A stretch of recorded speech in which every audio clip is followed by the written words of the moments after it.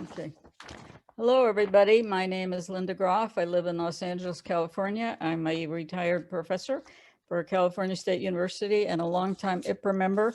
And I want to thank both Christine and Matt for all their difficulties of hosting this conference in the middle of COVID. And I want to also thank Christine for inviting me to be on this panel today, which is kind of a dear to my heart topic, but it's on sociology, information technology, and peace. And so my particular presentation is on new technologies transforming our world, implications for peace studies and future studies. Next. Okay, the topics I'm going to try to cover, I have a lot of material, so I'm going to try to go through it quite quickly.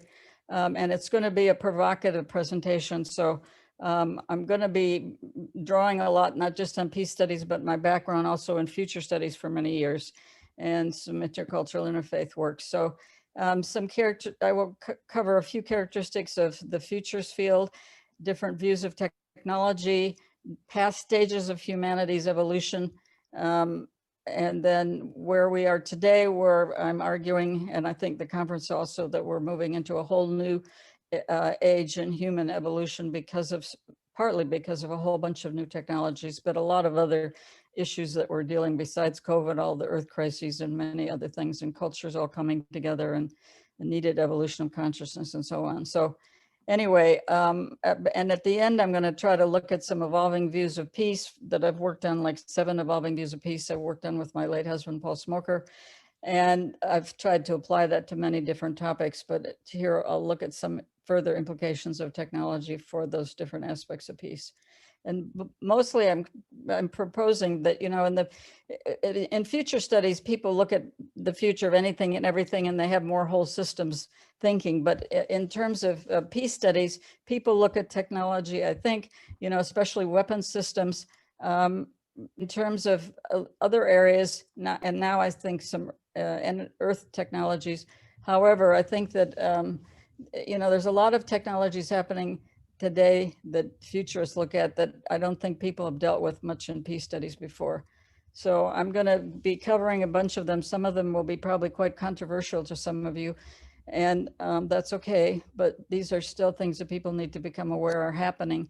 And then I think the implications for peace studies are an important topic that I would love to keep working on if there are other people interested in that. So I've written couple articles in the past on one on the agricultural industrial information age and how it's restructured all our society and institutions. That was some time ago. Go on to the next one. And then I've published stuff on 8 new technologies and then 11 new technologies. And I have a futures book that will be coming out probably, if not this year, 2022, called Options for Future Human Evolution. So anyway, so as I said, futurists look at the future of anything and everything within a kind of evolving whole systems context. So that it's a bit of a broader field than peace studies, but there is definitely overlap because I think futurists as well as peace research people are both trying to figure out how to make the world a better place. Next. And so futurists look at possible, probable, preferable futures. They don't claim to predict the future, but everyone thinks that they do. But they don't. But possible is anything that could happen. Probable is what's most likely to happen. Preferable is what you would most like to have happen. And then the goal becomes how to make your preferable futures become more probable. Okay, and then we also have today accelerating change based on exponential growth in many areas and also increasing uncertainty. People would like futures to tell them with certainty what's going to happen, but there's actually more uncertainty. And part of it, I think, over time, humanity organizes at ever bigger system levels, and that has more diversity interacting, which can also create more uncertainty. So next.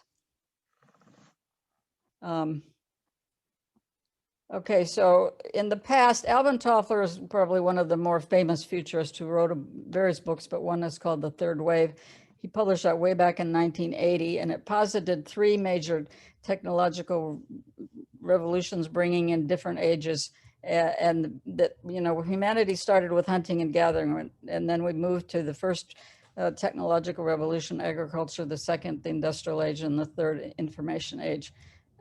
which he called the post-industrial age. So back then we still didn't use the word information age so much. Next.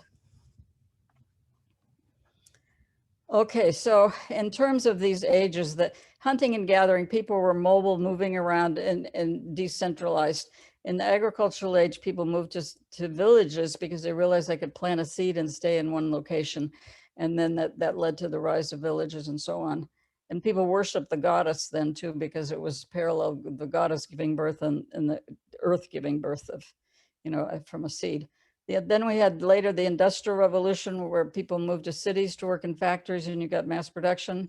Then you got digital age and the information age that started to link everybody up more with technology and information.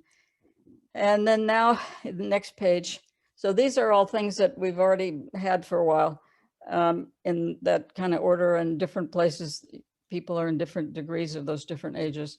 But in terms of what's happening today, the conference is using the term the fourth industrial revolution. I've started working on this topic and doing some presentations in 2015, 2016, and so on. But in trying to figure out the best name for this age that we're entering, I'm saying that this time there's so many new technologies, and that's what the conference is somewhat looking at, that it is ushering in a whole nother age. Next. Okay, I think the only question for me about the term fourth industrial revolution comes from, what's his name? He's from, Klaus Schwab at the World Economic Forum back in 2016. But the thing is, these ages were not all industrial, so I still think there might be a better term for it, because the Industrial Revolution is one of these ages, but not the only one. Okay, next. All right, these are all the different technologies that I'm going to try to go through very quickly. And this, my brain wants to always put a big picture together, so you have to excuse me for trying to do this here with this topic. But there's like 3 versions that I see, at least, of transhumanism, which is humans going beyond our current biological state. Then there's at least 2 information technologies, robotics and artificial intelligence, and then 3 biotechnologies I'm going to look at after that, and then a few more information technologies, and then some of the 3 technologies that definitely will impact our future economic systems in important ways that relate to social justice questions too, and peace studies. And then there's all green technologies that are very important for dealing with Earth issues. And then there are space technologies that build on information technologies, and of humans leaving the Earth to start going to explore our solar system and beyond. Next. So basically, there's a whole lot of new technologies happening. Next. All right, so the 3 versions of transhumanism that I have, but first of all, I don't know how many people in peace studies have heard of transhumanism. This is like a sub area of future studies, but it's certain people that think they want to achieve, basically when I got under the surface, they want to achieve immortality. They don't want to die, but they have a materialistic worldview only, nothing spiritual. So therefore they're trying to achieve physical immortality. So there's at least a few ways that some of them have looked at doing that. One is Ray Kurzweil. He's a brilliant guy, but I don't totally agree with him. I have a whole critique, but I don't have time to go into it all. But he basically wants to he wants to be able to map his brain, which he says is his mind or consciousness, and upload it in a computer chip to achieve physical immortality after we reach the singularity in around 2045. But the question is, he's assuming that consciousness is the same as the physical brain, and I question that. So anyway, the brain is certainly very important, but not the only thing. But there's big debates about that. Okay, the next is a bio version of transhumanism, where you want to keep your body going forward, but as different body parts wear out, you want to replace them and augment your body. And so you start to have machine implants and so on, so that you can live much longer. And, the goal of transhumanists is actually to live forever if they can someday. And then there's sci-fi inspired views of transhumanism, like becoming a cyborg, where you are part human, part biological, part, I guess you'd say, mechanical. And then there's versions in sci-fi of genetic mutants also. But the idea is humans with extended powers, inspired by science fiction. Next. Okay, the next area of technology, and these are quite interrelated, are robotics and artificial intelligence. These are huge topics today, and they have a lot of implications, I think, for peace studies and for everything. So the first one are robots, and drones are like flying little robots in the air and stuff like that. Like even Amazon wants to use drones to deliver packages.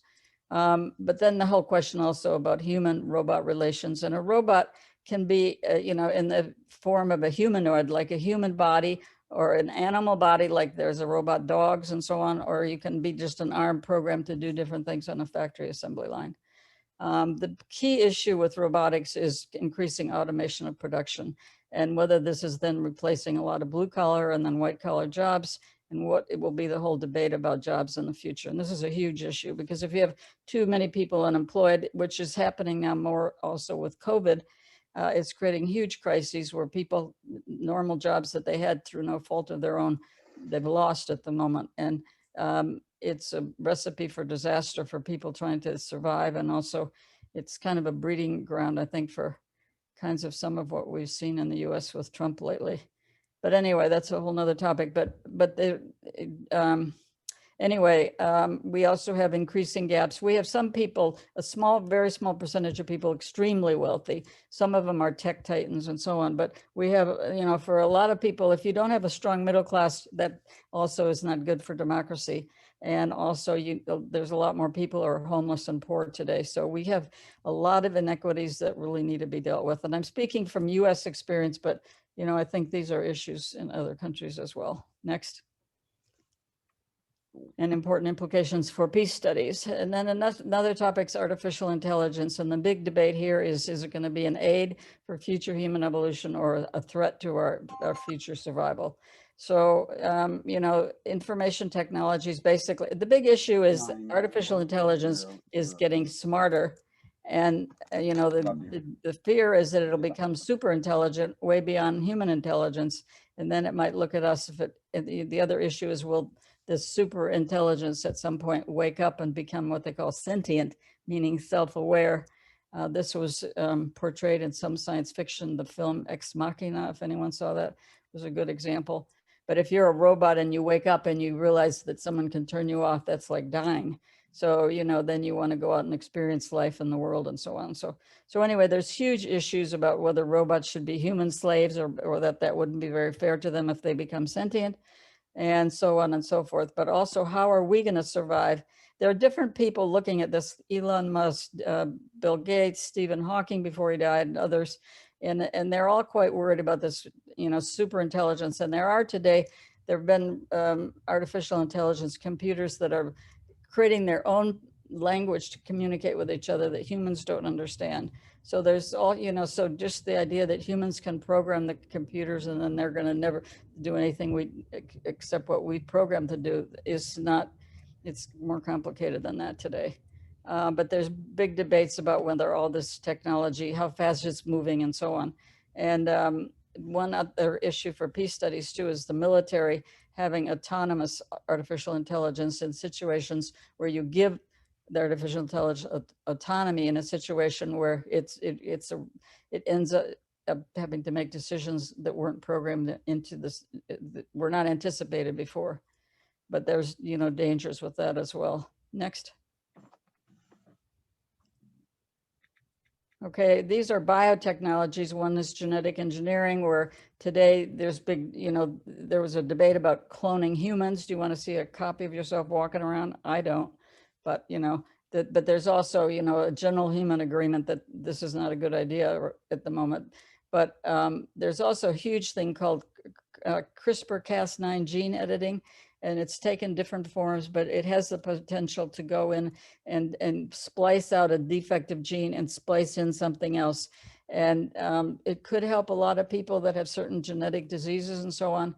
But it is an example of humans going beyond Darwinian evolution to start programming our own future evolution. And are we smart enough to play God? And do we know totally what we're doing with all of this? So, you know, there's possibilities of designer babies in the future. You know, this raises enormous ethical questions and other issues. And, you know, I don't have time to go into all the issues, but I've written in more depth on this stuff elsewhere if anyone's interested. Nanotechnology is another thing. There's two versions. One came, it's very small scale technology.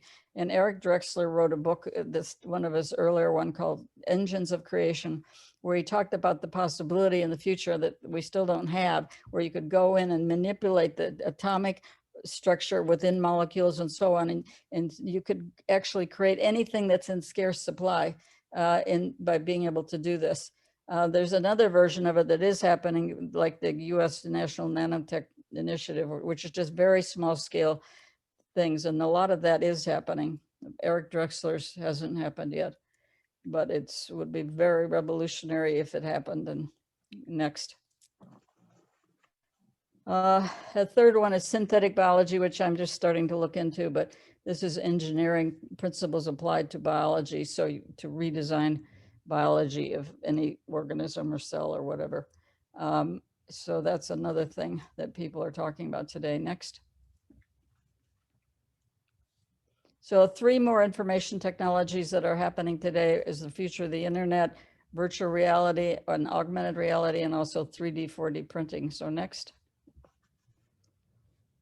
So I'm continuing on with the future of the internet as one of additional information technologies going forward. So the digital revolution is what made the internet possible, but has moved in different directions, some of which are not favorable right now, but we'll talk about it. The internet of things is happening, or the internet of everything. This is a vision of the future where there will be sensors everywhere on our bodies and in our environments. And we will also use 5G to speed things up and big data and so on. But there will be sensors everywhere, but they'll be pretty invisible. So you'll have an internet where everything is linked up in real time, but invisible. And, you know, we can debate if that's a great thing or not. That's a big question. The second is an internet in space, a second internet that Elon Musk is pushing and a couple other people. The idea that you could then transmit, make the internet available to people in rural areas who don't have it right now. But Elon Musk also wants to have the internet available for people when they have a Mars colony, which he is promoting, based on the idea that humanity should have some people in space in case we mess everything up so much on Earth that we don't survive here, which is sort of a negative scenario. Hopefully that doesn't happen. But there's other reasons to go to space, which are just the human spirit and curiosity. Okay, another area that I think is huge today is social media is part of the internet. But we have a dark web, we have the visible web, but we have all kinds of conspiracy theories on the web that people start glomming onto and believing. And then you have, like in the US where I'm from, we've had a horrible situation of Donald Trump hearing conspiracy theories, repeating them, then all his followers end up believing them, and they're not based on fact or truth, they're based on crazy conspiracies sometimes, but quite a dangerous thing right now. And, you know, Trump just had, you know, Twitter and Facebook, Twitter permanently and Facebook through the election. But, you know, we're in different dangerous territory right now, just waiting, trying to get a new president installed on January 20th. Okay, next. Next, yeah. All right, the next is virtual reality, which is VR, and augmented reality, AR. And this is another thing happening, which is like computer generated alternative virtual environments that you can go and visit and have an immersive experience. So you can create all kinds of virtual environments that people can experience, going to museums, to art galleries, to past historical events, being there, watching them, being in nature, being at the bottom of the ocean, being on another planet. Anything you want to create, you could create. So an augmented reality is where you impose a virtual reality image on top of a regular environment. So people can create their own avatar sometimes also and be in these alternative environments, and they can take on any identity, which is also sort of interesting. And, you know, then right now you wear goggles to do this, but in the future you could have things like the holodeck on Star Trek, where you could have a quite immersive environment, like you're actually there experiencing something.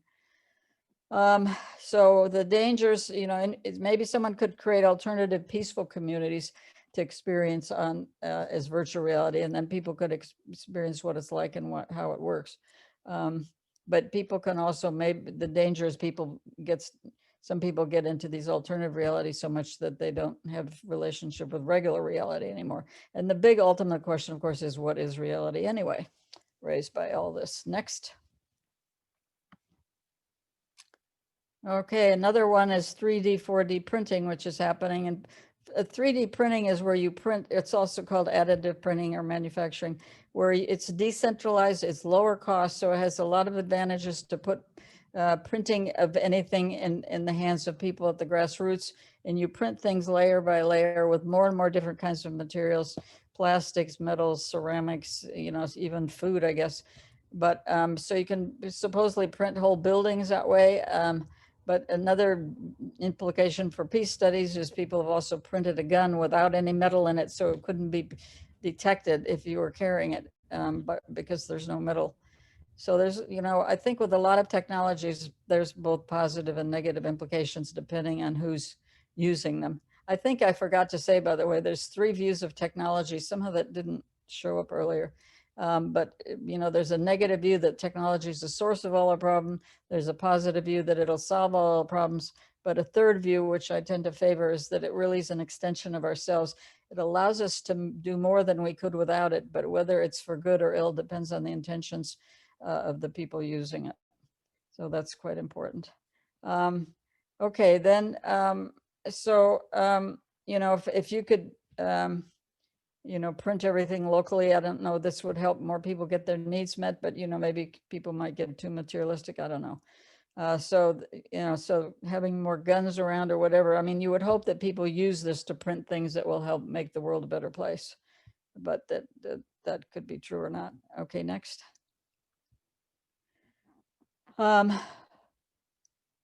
Okay, there's 3 technologies I've already talked about that certainly will have future economic implications, which also have a lot of social justice implications, I think, for peace studies. Robotics are one. If robots, automate production more and more so that humans are not needed, there's big debates about, in the past when we moved from one age to the next, old jobs were sometimes eliminated, but new ones were created. But there's a bigger debate this time because of automation about whether there's going to be enough new jobs for everybody. And if not, there's going to have to be discussions very much about things like, an automatic, universal basic income, UBI. And there's different countries that have, and cities have had experiments with it, but it would replace like a social welfare system in a country. And this may be the direction that we're moving in. On the last election, he was advocating this. So it's something we may have to look at if there aren't enough jobs for people. And of course, the COVID crisis has made things worse. There's a lot more unemployment now than there would have been if we hadn't had this crisis, even though it's already a problem. Okay, so, but if people had some basic minimum income, it wouldn't get rid of the whole problem of huge gaps between rich and poor. But a universal basic income might mean that everybody, wouldn't have to do drudgery work that they didn't like, and they could have more free time to develop their creative potential and then do things with that to contribute back to society. Next. Okay, then nanotechnologies, I mentioned Eric Drexler's version would have a lot of, if it's realized, would mean that you could go into the molecular atomic structure of anything, change it, and then anything that's in short supply today you could theoretically create, and then you could eliminate scarcity, which of course has huge implications. It's interesting in future studies because when Drexler first talked about that, people talked about, oh, this could happen in 5 years or whatever, and people said we're not even prepared for it at all, but it hasn't really come to fruition yet. But it's a nice idea, but it's still interesting. Okay, the next is the 3D, 4D printing also has a lot of economic implications for decentralizing production and putting it in the hands of people locally at lower cost. Next. Okay, now another area that I talk about usually when I'm talking about all the earth crises in futures field and alternative proposed solutions, but Green technologies are very important and essential if we're going to deal with global warming and climate change. And this is very, we're in the middle of COVID now, but we've got to get back to dealing with it very much with the whole challenge of global warming. And, there has been probably less pollution because people are staying home more. But, once we finally get back to a full society working again, maybe we're going to have to come back to, the basic thing, we need to have green technologies and renewable energy that will replace fossil fuels, coal, oil, natural gas, and so on, that pollute the environment and create global warming. So we need a number of green technologies that solar, wind, tidal, geothermal, ocean thermal, conservation, recycling, cogeneration, where the energy output of one thing is input to another thing. But anyway, there's a lot of renewable energies that would be good for the future. Next. And, we're moving in that direction. And last area is space technologies. So going to space builds on information technologies, computers, telecommunications, robotics. Plus you need, now have reusable rockets to cut the cost down a lot. And you need propulsion systems and rovers and habitats for people to live in eventually on other planets. But the big problem for humans is we're not biologically made to naturally exist and survive in space. So it's a big challenge, but there's different projects to go to Mars, for example, and some of them NASA wants to have two-way missions, but there's another one-way proposal, and different people are volunteering for it. So it's some people see it as a great adventure, I think, but anyway. So the question is humans becoming more than just Earth-based to also have an extended Earth space environment. And implications for space. I mean, I think some people would argue, well, why are we going to space when we haven't dealt with a lot of issues on Earth? And that's a legitimate issue. But I think there's some people that the human spirit wants to explore the unknown as well. And space is definitely the final frontier. But the other issue next is, do we encounter intelligent life in the universe? I think there's a high probability that that's the next page. But if that happens, then we're, all the intercultural tools about intercultural communication and negotiating with people from different cultures and so on, which has been dealt with a lot in science fiction. Like Star Trek had tons of examples in the past of intercultural, different cultures interacting and issues that could, be put in a context of humans and other extraterrestrial beings.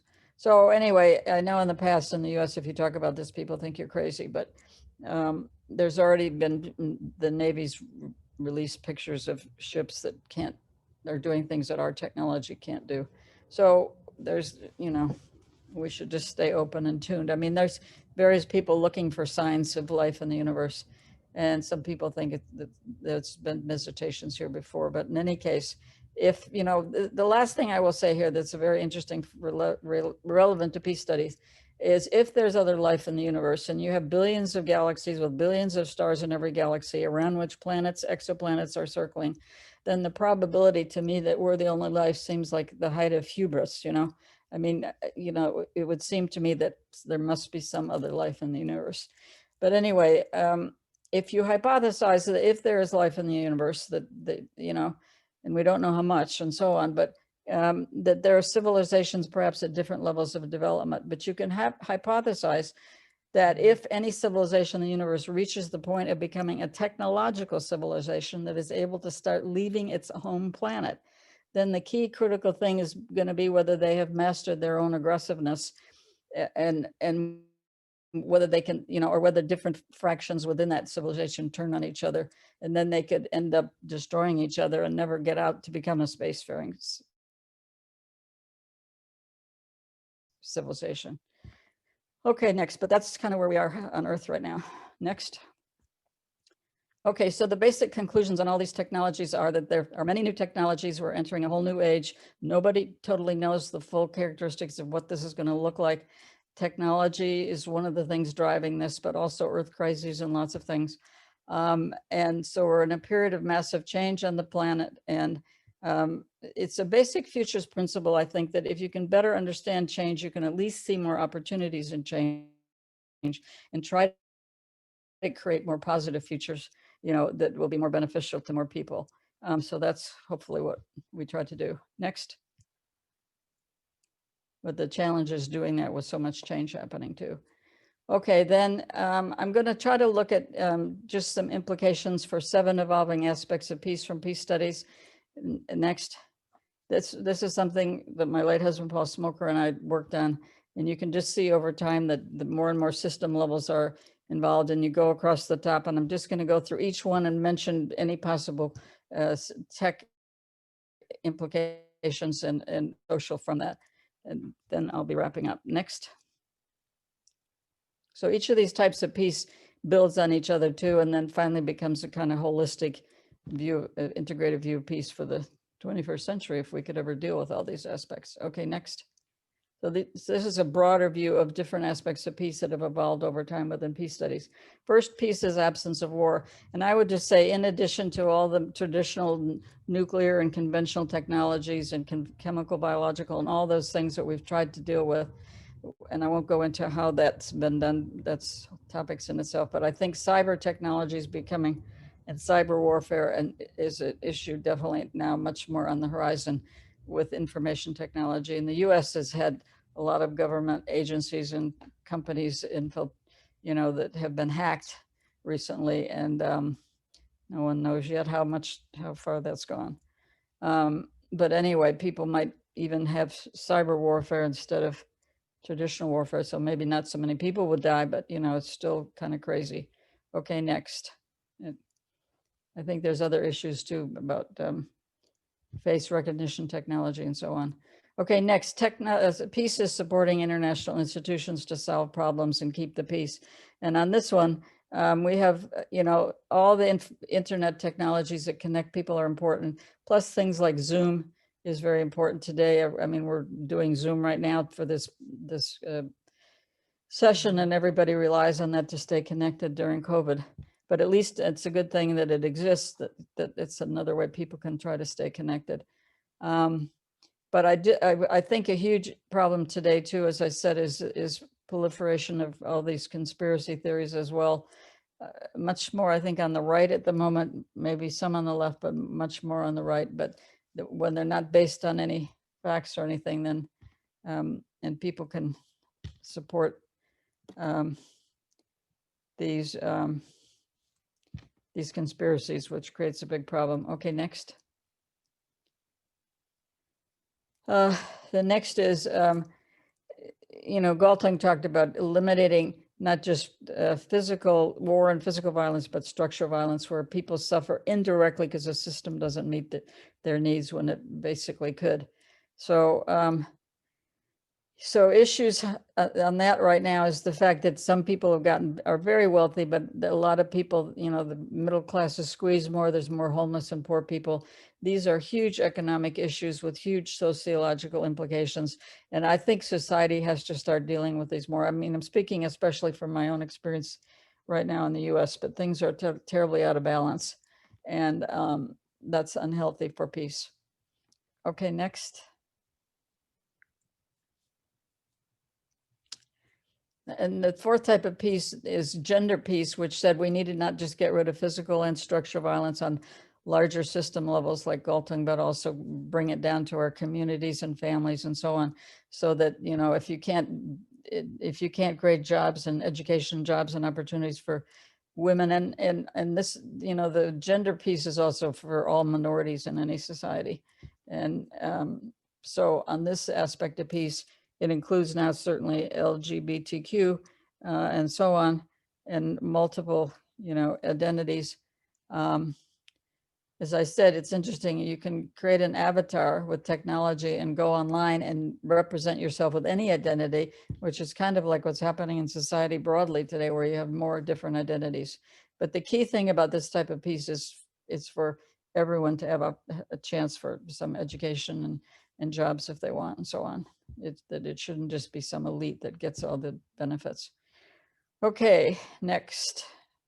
I think today too many people are in different silos, and you know, intercultural peace is about the diversity of humanity coming together, and how do we facilitate this and create more understanding between people. So again, the internet and the Zoom and all kinds of things like that, that allows people to stay more interconnected is part of that. But then, and these same technologies can be used for people to preserve the best of their cultures and save them and even make them available for other people.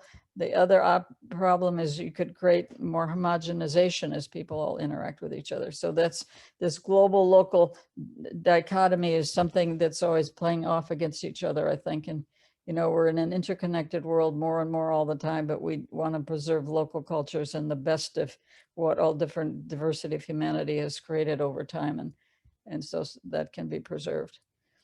Okay, next.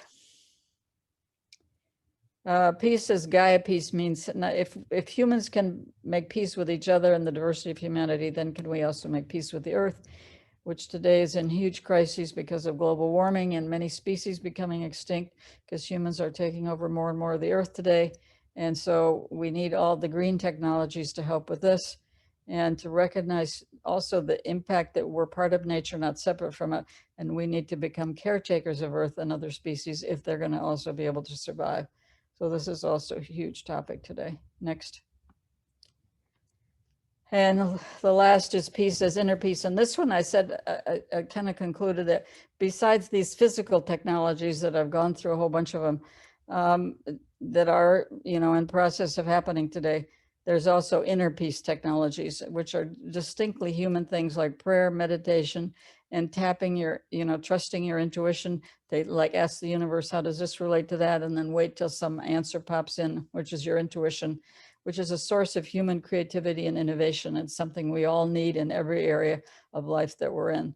So I think we want to be sure, this is a big theme I have, which is with all these technologies, which are raising some of them huge ethical questions and other questions, there's also the thing about what is it about being a human being that we don't want to lose with all these rush towards all these new technologies, and that we want to preserve the best of what it means to be a human being, which includes some of these inner technologies and being able to create inner peace and be creative and innovative as well.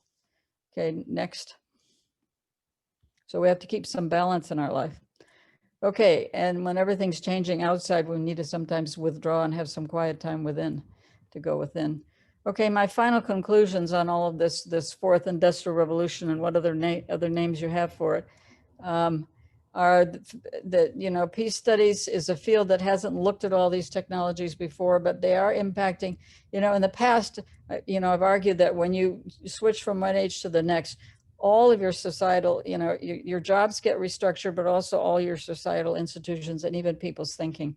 So if that's true, then if we're moving into a whole new fourth industrial revolution or whatever we call it, based on a whole range of technologies and other crises, earth crises and intercultural, you know, humans interacting more and more with our diversity and so on, then we need to see also how peace studies might need to respond to all of this. And I don't know if anyone has ever looked, I mean, peace studies as a field arose more in modern times, but it would be interesting, you know, people still have tried to have peace in the past. And if you looked at the agricultural, the industrial and so on ages, you know, how did people deal, you know, how has our approach toward peace studies possibly changed during these different periods? I don't know if anyone's really looked at that. So I want to just end this whole thing by proposing that maybe we need to have a little sub area within peace studies where we look at all these impacts of change from new technologies and other challenges facing the planet today in terms of our moving into some kind of a new age, and how does this impact future peace studies, and how can peace studies contribute also to making the world a better place as we go through the challenge of all these changes. Next. Okay, the bunch of references next. Those are things I've written and other people. Okay, then I'm open to any feedback from anybody or suggestions. I'd love to talk to anyone else who's interested in this topic. And my email is down there, evolvingworlds, worlds with an S, @gmail.com. And thank you all for listening. And thank IPRA for continuing to try to create a conference through all of this. Thank you. Bye. Blessings to everyone. Bye.